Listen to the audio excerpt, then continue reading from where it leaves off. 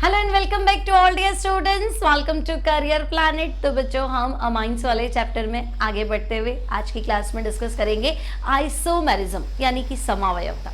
Now what is isomerism? समावयवता कहते किसे हैं? तो बच्चों, कुछ कंपाउंड या ऐसे कंपाउंड जिनका मॉलिक्यूलर फॉर्मूला एक है ना। कुछ प्रकृति में यौगिक ऐसे हैं जिनका अणु सूत्र मॉलिक्यूलर फॉर्मूला बिल्कुल एक है, लेकिन उनका स्ट्रक्चर या उनका फिजिकल प्रॉपर्टी, उनका केमिकल प्रॉपर्टी, उनके भौतिक गुण, रासायनिक गुण अलग अलग है। तो वे यौगिक जिनके अणु सूत्र बिल्कुल समान हैं, भौतिक गुण और रासायनिक गुण अलग अलग हैं, उन्हें समावयवी कहते हैं। इस घटना को समावयवता आइसोमेरिज्म कहते हैं। हमें सिर्फ डिस्कस करना है अमाइन का आइसोमेरिज्म, अमाइन के अंदर कौन कौन सी समावयवता है, सिर्फ उसको पढ़ना है। ठीक है, तो स्टार्ट करते हैं। आइसोमेरिज्म इन अमाइंस, है ना, अमाइंस में समावयवता। तो बच्चों, पहले हम डेफिनेशन लिखेंगे, ऐसे कंपाउंड्स वे यौगिक जिनका अणु सूत्र, है ना, पहले हमें ये तो पता हो कि भाई समावयवता कहते किसे हैं। तो बच्चों, वे यौगिक जिनका अणु सूत्र समान होता है, ठीक है, अणु सूत्र समान होता है, परंतु अगर हम बात करें तो बच्चों उनके फिजिकल प्रॉपर्टी, है ना, परंतु भौतिक गुण और तो हम कहेंगे रासायनिक गुण, फिजिकल प्रॉपर्टी और बच्चों केमिकल प्रॉपर्टी, रासायनिक गुण भिन्न भिन्न होते हैं। ठीक है, तो भौतिक गुण, रासायनिक गुण भिन्न भिन्न होते हैं, अणु सूत्र क्या है, समान होते हैं, उन्हें हम कहते हैं समावयवी। ठीक है भाई, उनको तो हम कह देंगे बच्चों समावयवी यानी आइसोमर्स। ठीक है, समावयवी कहलाते हैं। और ये जो गुण है बच्चों, है ना, समावयवी कहलाते हैं, तथा इनका यह गुण उसे हम कहते हैं समावयवता।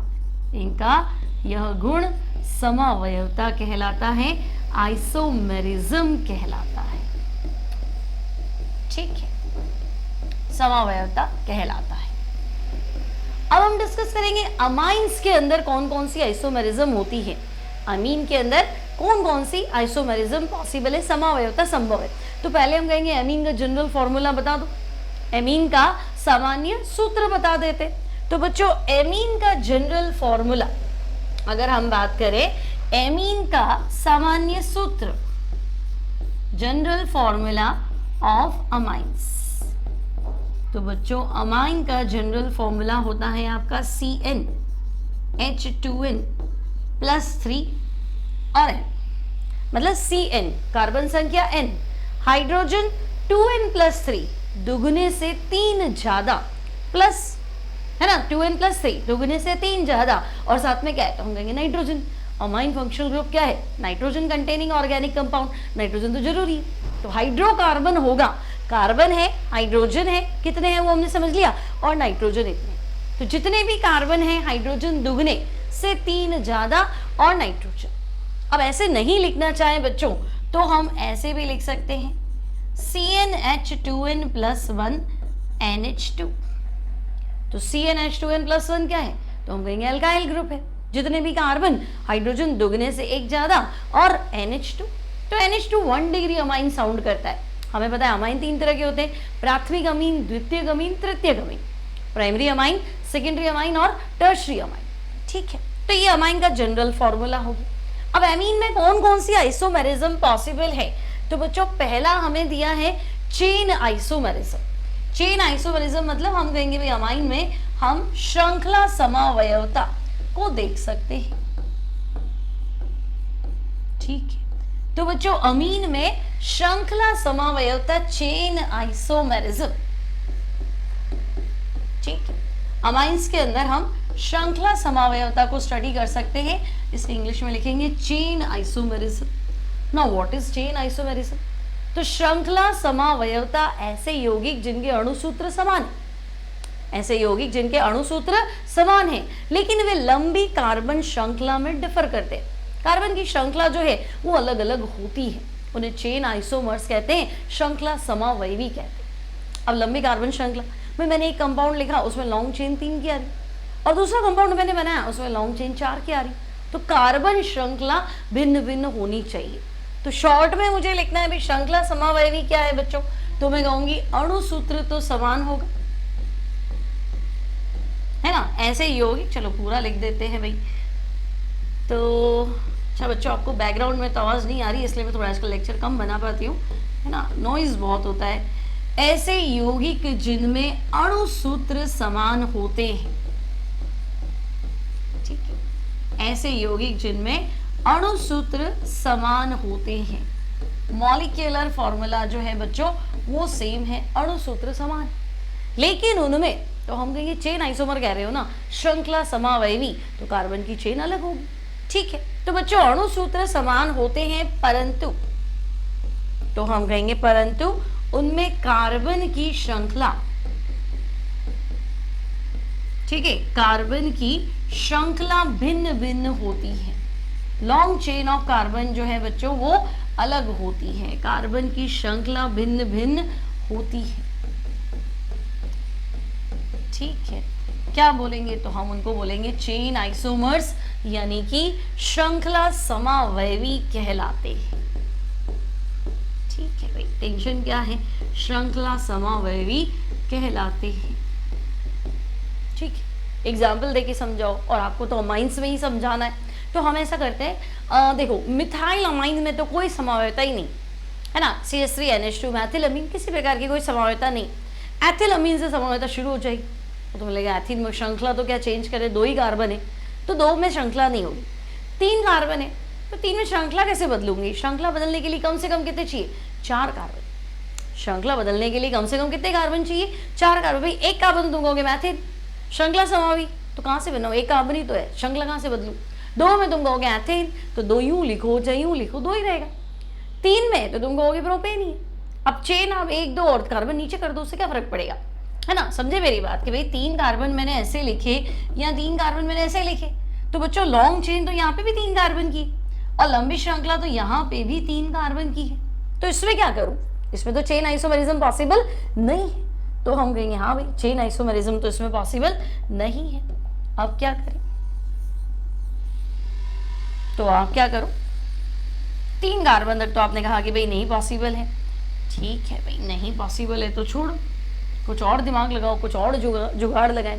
तो हम कहेंगे देखो 1 में नहीं, 2 में नहीं, 3 में नहीं, 4 में, है ना, तो 4 कार्बन वाला अमीन ले लो, और अभी मैंने तुम्हें फॉर्मूला सिखाया था, है ना बच्चों, 4 कार्बन वाला अमाइन तो मैं ले लेती हूँ C4, हाइड्रोजन क्या थे, दुगने से 3 ज्यादा थे, है ना, तो 8, 4 का दुगना 8 और 3 एक्स्ट्रा 11, और नाइट्रोजन C4H11N, ठीक है। इसमें अगर हम श्रृंखला समावयवी को स्टडी करें तो देखो पहले मैंने बनाया प्राथमिक अमीन 1 डिग्री अमीन, 4 कार्बन युक्त अमीन, CH3 CH2 CH2 CH2, 1 2 3 4, 4 carbon बिल्कुल सीधे, तो ब्यूटेन और NH2 लिख दो, तो बच्चों ये है ब्यूटेन 1 अमीन, और ब्यूटेन 1 अमीन को तुम मिला के लिखोगे तो 1 ब्यूटेन अमीन।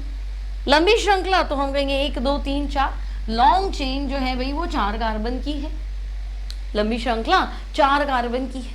अब मैं कहूँ चेन बदलो, तो चेन छोटी करनी है ना, तो हम क्या करते हैं देखो, अमाइन अभी भी 1 डिग्री है और हम 1 डिग्री ही रखेंगे, अमाइन 1 डिग्री रखेंगे, कार्बन हम यहाँ ले लेते हैं। अब ध्यान से देखो, IUPAC नाम में जाओ, तो हम कहेंगे चलो लॉन्ग चेन सेलेक्ट कर लेते हैं, तो बच्चे लॉन्ग चेन तो ये होगी 1 2 3, लंबी श्रृंखला कितने कार्बन की होगी, 1 2 3, 3 कार्बन की, 3 कार्बन के लिए क्या आएगा, प्रोप, 1 2 3, 3 कार्बन के लिए क्या आएगा, प्रोप, सिंगल बॉन्ड है तो एन, प्रोपेन 1 पे अमीन है तो प्रोपेन 1 अमीन, लेकिन मैथिल सब्स्टिट्यूएंट हमारा प्रतिस्थापी कहाँ है, चेन के बाहर है, कितने नंबर पे, 2 पे, तो 2 मैथिल 1 प्रोपेनामीन, समझे मेरी बात, 2 पे मिथाइल है तो 2 मैथिल प्रोपेन 1 अमीन, या 2 मैथिल प्रोपेनामीन, या 1 प्रोपेनामीन, कुछ भी लिख सकते हो, ठीक है। तो मैं कहूंगी भाई जो दूसरा है वो कुछ ऐसा है, 2 मैथिल 1 प्रोपेनामीन, या 2 मैथिल प्रोपेन 1 अमीन। तो बच्चों यहाँ लॉन्ग चेन को देखा जाए तो 3 कार्बन, है ना, यहाँ लॉन्ग चेन को देखा जाए तो 4 कार्बन, तो हम कहेंगे अणुसूत्र समान है, श्रृंखला भिन्न भिन्न है, तो बिल्कुल है ना। अब समावयवी, फिलहाल तो श्रृंखला की वजह से समावयवी, अब इनके भौतिक गुण, रासायनिक गुण, मतलब इनका सेम बॉइलिंग पॉइंट थोड़ा ना होगा, इनका सेम मेल्टिंग पॉइंट थोड़ा ना होगा, है ना, अलग अलग होगा, सॉल्युबिलिटी अलग अलग आएगी, तो हमें काफ़ी चीज़ें अलग होगी, है ना। और अगर हम रिएक्शंस देखें तो भी प्रोडक्ट डिफरेंट हो जाएगा, जब भी मैं रिएक्शन कराऊंगी तो आंसर अलग अलग मिलेगा, सेम थोड़ा ना मिलेगा। हम कहेंगे हाँ बिल्कुल ऐसा है, तो फिर ये कौन से समावयवी है, तो श्रृंखला में भिन्नता दर्शाते हैं, that's why we will call them chain isomers, यानी कि श्रृंखला समावयवी। सिंपल, अणुसूत्र समान होना चाहिए, लंबी कार्बन की श्रृंखला में ये लोग क्या होने चाहिए, अलग अलग होने चाहिए। अगर ऐसा कुछ मिला तो they will be chain isomers, श्रृंखला समावयवी। और यह गुण जो है, ये प्रॉपर्टी जो है, ये फिनोमिनन जो है, उसे कहते हैं श्रृंखला समावयवता। सिंपल है। आगे बढ़ते हैं नेक्स्ट टॉपिक पे। तो नेक्स्ट है हमारे पास पोजीशन आइसोमेरिज्म, यानी बच्चों स्थिति समावयवता। ठीक है, तो पोजीशन आइसोमेरिज्म यानी कि स्थिति समावयवता कैसे डिस्क्राइब करें, तो हम कहेंगे अणुसूत्र समान भाई, है ना। स्थिति भिन्न भिन्न किसकी, तो क्रियात्मक समूह की। तो वे यौगिक जिनका अणुसूत्र समान है लेकिन क्रियात्मक समूह की स्थिति क्या है, तो हम कहेंगे भिन्न भिन्न है। Position of functional group is different, ऐसा कुछ मिला तो स्थिति समावयवी। क्लियर, समझ में आ गया। तो बच्चे वे यौगिक जिनके अणुसूत्र समान होते हैं, ठीक है ना। मॉलिक्यूलर फॉर्मूला तो सेम, क्योंकि हम बात ही समावयवता की कर रहे हैं। तो जिनमें अणुसूत्र या जिनके अणुसूत्र समान होते हैं, ठीक है, जिनके अणुसूत्र समान होते हैं परंतु उनमें डिफर किसमें है, भिन्नता किसमें है बच्चों, तो हम कहेंगे परंतु उनमें क्रियात्मक समूह की स्थिति। ठीक है, क्रियात्मक समूह, कोई सब्स्टिट्यूएंट है तब भी चल जाएगा, प्रतिस्थापी भी चल जाएगा, अगर उसकी पोजीशन डिफरेंट है तो प्रतिस्थापी या क्रियात्मक समूह की स्थिति भिन्न भिन्न होती है।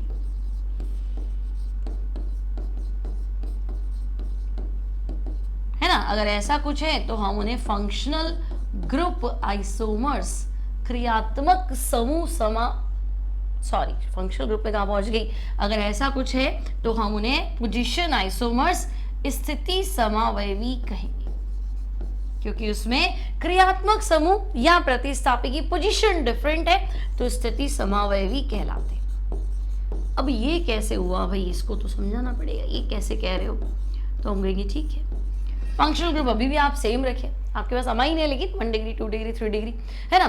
तो हम कहेंगे ठीक है, मान लो प्राथमिक अमाइन की बात करूं तो पहला मैथिलअमीन, अब इसमें क्या तो श्रृंखला बदले और क्या इसमें है ना पोजीशन चेंज करें, कार्बन एक है श्रृंखला बनाओ, और तो एक ही कार्बन है तो श्रृंखला कैसे बनाए, पोजीशन चेंज करो तो एक ही कार्बन पे तो एक ही अमीन आएगा, तो श्रृंखला भी नहीं बदल सकते, स्थिति भी नहीं बदल सकते, 2 पे चले जाओ, तो हम कहेंगे 2 में श्रृंखला तो नहीं बदलेंगे, स्थिति बदलो, तो यहाँ से लिखूंगे तो इसको 1 मान लूंगी और यहाँ से लिखूंगे तो उसको 1 मान लोगे, तो तुम कहोगे नहीं इसमें तो मैं नहीं कर सकता, तो 3 वाला ले उसमें देखिए।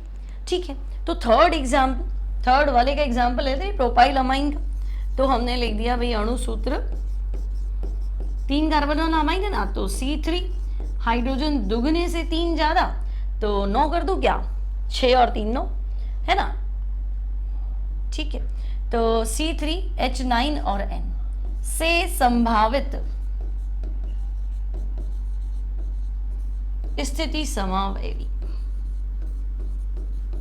ठीक है भाई, पोजीशन आइसोमर्स बनाओ 3 कार्बन वाले के, है ना। तो मुझे लगा यार प्रोपेन वाले के 3 आइसोमर्स बनाने हैं, तो मैं क्या करूं, 3 कार्बन सीधे लिख देती हूँ, अमाइन को 1 नंबर पे लिख देते हैं।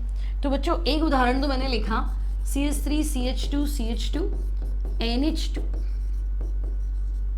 है ना, CH3 CH2 CH2 NH2, नाम क्या दोगे, दिखाई दे रहा है ना बच्चों। नेक्स्ट पेज पे ले लेती हूँ, चलो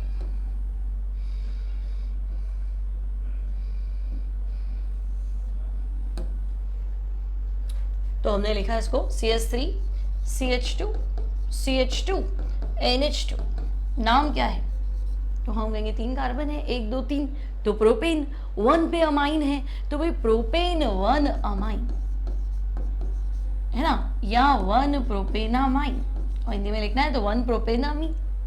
स्थिति बदलनी है, श्रृंखला नहीं बदलनी। पोजीशन चेंज करनी है, NH2 की पोजीशन 1 हटा दो तो तुम कहोगे 1 हटा दो तो 2 ही लगाऊंगा और तो क्या लगाऊंगा। 3 तो हो नहीं सकता। 3 क्यों नहीं हो सकता?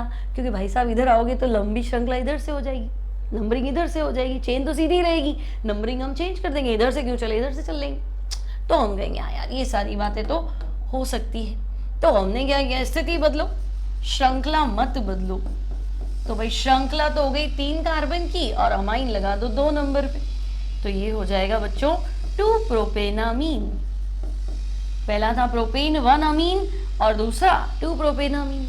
तो पहले में NH2 की पोजीशन 1 नंबर पे है, पहले में NH2 की पोजीशन 1 नंबर पे है प्रोपेन 1 अमाइन, दूसरे में NH2 की पोजीशन 2 नंबर पे है प्रोपेन 2 अमाइन। तो ये दोनों क्या है, पोजीशन आइसोमर्स, स्थिति समावयवी। क्लियर? तो श्रृंखला क्लियर है, स्थिति क्लियर है ना। श्रृंखला तो 1 2 3 कार्बन तक आई नहीं थी, 4 से शुरू हुई थी। स्थिति तो 1 और 2 से आया नहीं, 3 में आया है। ठीक है, अब आगे बढ़ते हैं। नेक्स्ट क्या है हमारे पास? तो बच्चों नेक्स्ट हमारे पास है मेटामेरिज्म, और मेटामेरिज्म को हम कहते हैं मध्यावयवता। मध्यावयवता, ठीक है। अब बच्चों मध्यावयवता, मध्य से कुछ लग रहा है जो मध्य में कुछ होना चाहिए, बीच में कुछ होना चाहिए। तो पहली बात, मेटामेरिज्म ऐसे ऑर्गेनिक कंपाउंड में, ऐसे कार्बनिक यौगिकों में होता है जिनमें आपका फंक्शनल ग्रुप, क्रियात्मक समूह या तो डाइवेलेंट होता है, द्विसंयोजी, या पॉलीवेलेंट होता है, बहुसंयोजी। मतलब 2 तरफ से खुले हो या 3 तरफ से खुला हो तो हम कहेंगे मध्यावयवता संभावना है ना। लाइक ईथर हो सकता है, ईथर का फॉर्मूला याद करो, ROR, तो ऑक्सीजन बीच में लेफ्ट और राइट में खुला है ना।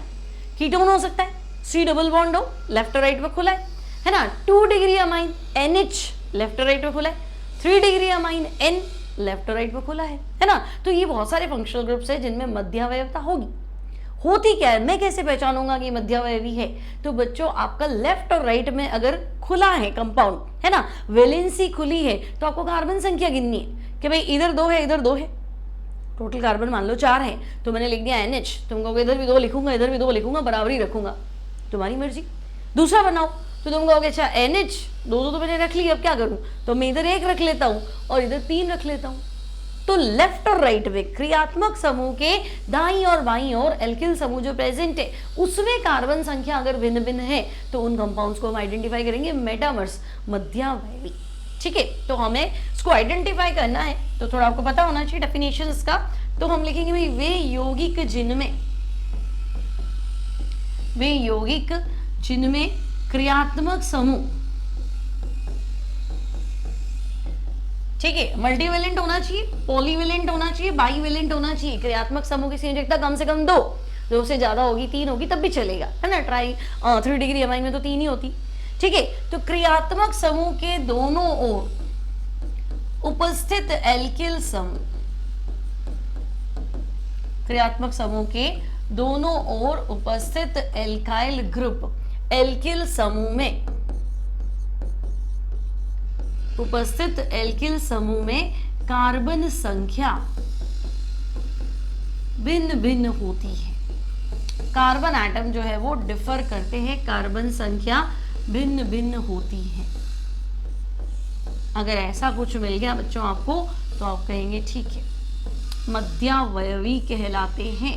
तो मध्यावयवता आगे आपको ईथर में पढ़नी है ना। Ether alcohol phenol ether chapter 4 में पढ़ रखा है, उसमें ईथर में मिलेगी, अमाइंस पे है।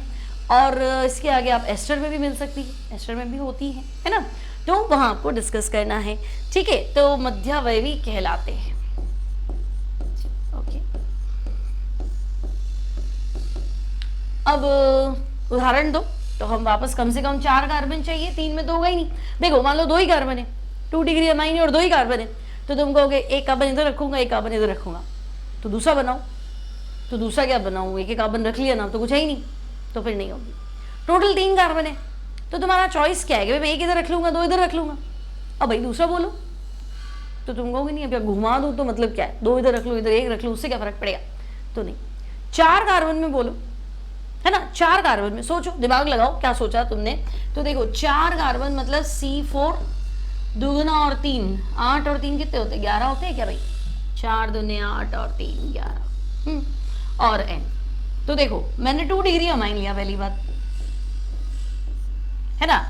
अब सोचो टोटल कार्बन कितने हैं, देखो टोटल कार्बन 4 है, टोटल कार्बन 4 है। अब तुम्हारी चॉइस है, तुम बोलो तो तुम कहोगे बराबरी रखनी है, रख लो, बराबरी रखनी है। मतलब 2 कार्बन तुमने लेफ्ट में रखे हैं और 2 कार्बन तुमने राइट में रखे हैं, तो डाई एथिलमीन। साधारण नाम भी तो सिखाया था, ये भी एथिल ये भी एथिल, तो तुम कहोगे हाँ डाई एथिल एमीन। आईयूबीसी सोचो, लिखो आईयूबीसी क्या है ना।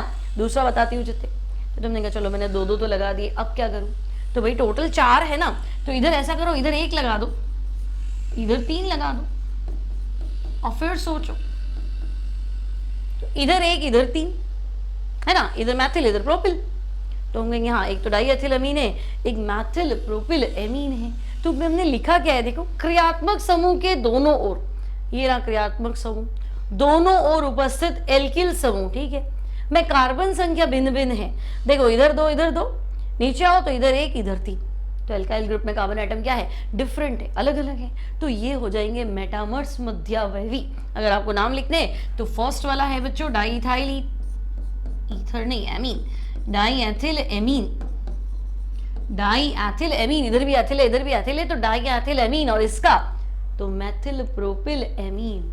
आईयूबीसी सोचा क्या तुमने इसका, बोलो एन एथिल एथेनामीन है ना, लंबी श्रृंखला में 2 ही तो कार्बन है, लेफ्ट से ले चाहे राइट में, तो एथेनामीन एन के साथ नाइट्रोजन के साथ इथाइल ग्रुप है, तो एन इथाइल इथेनामीन, एन एथिल एथेनामीन। और वैसे सिंपल नाम लिखो आराम से बिना टेंशन की, डाई इथाइल अमीन, कोई टेंशन ही नहीं है, ठीक है। यहां बढ़े तो बच्चों ये है मैथिल प्रोपिल एमीन है ना, नेक्स्ट वाला जो है वो है मैथिल प्रोपिल एमीन। और आईयूपीएसी लिखना है तो लॉन्ग चेन एल्केनामीन, तो 1 2 3 प्रोपेनामीन, और एन के साथ मैथिल है, छोटा वाला एल्किल होता है, तो एन मैथिल प्रोपेनामीन क्या है, मेटामर्स है, मध्यावयवी है। अब तुम्हें लगे अच्छा मैडम ठीक है 3 डिग्री में समझा दो, तो 3 डिग्री मतलब तृतीयक अमीन, तो नाइट्रोजन लिख दो, टोटल कार्बन कितने लाए हो, तो तुम 4 लाए हो, तो भाई तुम 4 लाए हो तो 1 1 और 2, 1 1 और 2, 1 1 और 2, तो उसे क्या फर्क पड़ेगा, लिखने के नंबर थोड़ा ना कि 3 बार 3 तरीके से लिख रहा हूँ, डिजाइन थोड़ा ना बनानी है। कंपाउंड अलग होना चाहिए, क्योंकि कंपाउंड ऐसे होने चाहिए, एक को 1 बॉटल में रखना है, दूसरे को 2 बॉटल दूसरी बॉटल में रखना है ना। तो तुम कहेंगे नहीं बात तो एक ही है, लिखो कहीं पे भी, कॉपी में लिख रहे तो कहीं लिख दो। तो भाई तुम अगर 4 कार्बन वाला टर्शी अमीन बनाओगे, तृतीयक अमीन बनाओगे, तो तुम कहोगे डाइमेथिल एथिल अमीन, तुम्हारे पास और कोई चॉइस ही नहीं है ना। तो मैं लगे प्रोपिल कर दूं तो 3 कार्बन एक तरफ सेट कर दिए, तो एक ही कार्बन बचा, वो दूसरी तरफ सेट होगा तो तीसरा का है, और जब तीसरा नहीं है तो तृतीयक अमीन का है। सोचो तो है ही नहीं, तुम्हारे पास चॉइस नहीं है। तो 4 कार्बन वाले टर्शी अमाइन में मेटामेरिज्म संभव नहीं है, 4 कार्बन वाले तृतीयक अमीन में मध्यावयवता संभव नहीं है, क्योंकि तुम्हारे पास दूसरा फॉर्मूला ही नहीं है। तो हमारी थोड़ी ना गलती है, लव फॉर्मूला बना देंगे, तो हम कहेंगे हाँ ठीक है डाई एथिल, डाई में तो है, तो मध्यावयवता समझ में आ गया। अब और देखते हैं और क्या छुपा हुआ है हमारे पास, फंक्शनल ग्रुप आइसोमेरिज्म, क्रियात्मक समूह समवायता, मतलब अणुसूत्र समान होना चाहिए। वे यौगिक जिनमें अणुसूत्र समान है और क्रियात्मक समूह अलग अलग है, ये गजब है भाई, एक ही फॉर्मूला है ना, फॉर्मूला एक ही है लेकिन उसके फंक्शनल ग्रुप अलग अलग है, ऐसा कैसे पॉसिबल है, तो प्रॉपर्टी बहुत ज्यादा चेंज हो जाएगी। तो हम कहेंगे ऐसा है, देखो एक ही फॉर्मूले का 1 डिग्री अमीन लिख पा रहे थे, उसी फॉर्मूले का 2 डिग्री अमीन भी लिख पा रहे हो, और उसी का 3 डिग्री अमीन भी लिख पा रहे हो। तो भाई प्राथमिक अमीन, द्वितीयक अमीन, तृतीयक अमीन, ये आपस में क्रियात्मक समूह समावयवी है, प्राइमरी सेकेंडरी टर्शरी। प्राथमिक अमीन, द्वितीयक अमीन, तृतीयक अमीन आपस में क्या है, फंक्शनल ग्रुप आइसोमर्स, क्रियात्मक समूह समावयवी, ठीक है। तो हम पहले तो इसका डेफिनेशन लिखे, तो हम कहेंगे भाई वे यौगिक जिनका अणुसूत्र समान है, ठीक है, मॉलिक्यूलर फॉर्मूला सेम होना चाहिए, वे यौगिक जिनका अणुसूत्र, मॉलिक्यूलर फॉर्मूला सेम, अणुसूत्र समान है, परंतु, तो हम कहेंगे परंतु उनमें भिन्न भिन्न क्रियात्मक समूह है ना, डिफरेंट फंक्शनल ग्रुप है ना, उनमें भिन्न भिन्न क्रियात्मक समूह पाए जाते हैं, ठीक है भाई, डिफरेंट फंक्शनल ग्रुप्स, भिन्न भिन्न क्रियात्मक समूह पाए जाते हैं, क्रियात्मक समूह समावयवी कहलाते हैं।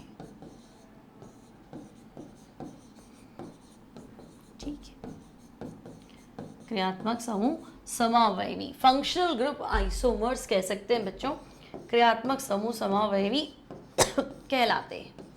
अब हमें जो याद रखना है वो याद रखना है कि भाई हमारे पास है एक तो 1 डिग्री अमीन, दूसरा क्या है तो हम कहेंगे 2 डिग्री अमीन, और तीसरा क्या है तो हम कहेंगे 3 डिग्री अमीन।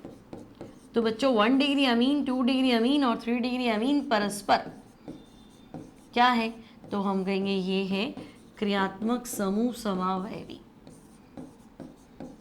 परस्पर क्रियात्मक समूह समावयवी है, प्राथमिक अमीन, द्वितीयक अमीन और तृतीयक अमीन।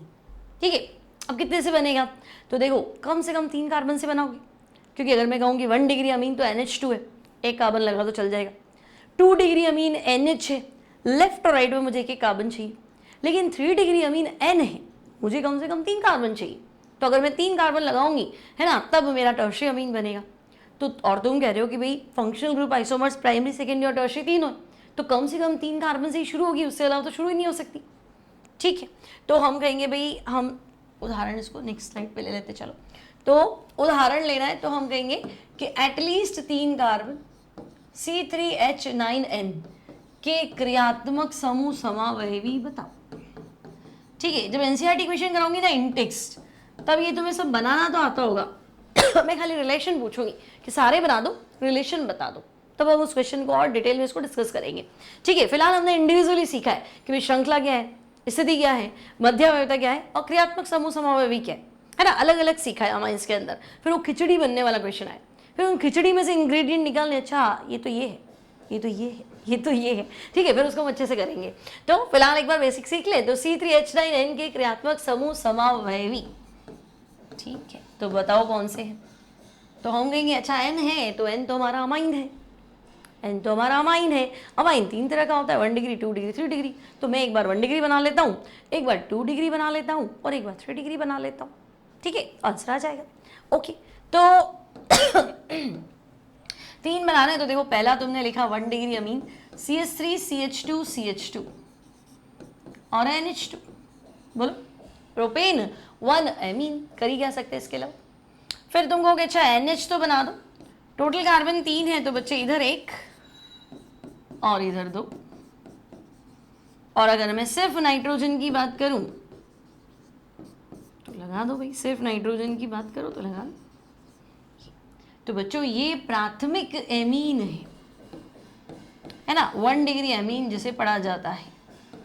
सेकेंड वाला जो है ये 2 डिग्री अमीन है ना, NH है तो ये 2 डिग्री अमीन है, द्वितीयक एमीन पढ़ते हैं इसको। और नेक्स्ट वाला टर्शियरी अमाइन है, तृतीयक अमाइन है। नाम तो तुम लिख ही लोगे है ना, नाम में क्या रखा है नाम तो लिख लेंगे। पहला वाला प्रोपेन 1 अमीन है, तुम चाहो तो 1 प्रोपेनामीन भी लिख सकते हो, सही है।